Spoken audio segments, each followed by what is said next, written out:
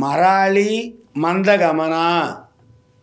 మరాళి మందగమన ముఖ్య ప్రాణస్వరూపిణి అయిన కుండలిని జీవహంస రూపిణి కనుకనే స్త్రీల నడకను హంస నడకతో పోల్చడం కవి సమయం. అందులోనూ ఆడహంస ఆడుహంస నడకతో పోలిక మరింత రమణీయం. మరాళి అంటే ఆడుహంస. మరాళి వలె మెల్లగా వయ్యారంగా దేవి నడుస్తోంది. మరాళ శబ్దానికి హంస అనే అర్థాన్ని గ్రహించేటప్పుడు సూర్యుడు, మంత్రం, పరమేశ్వరుడు అని కూడా మనం భావించవచ్చు.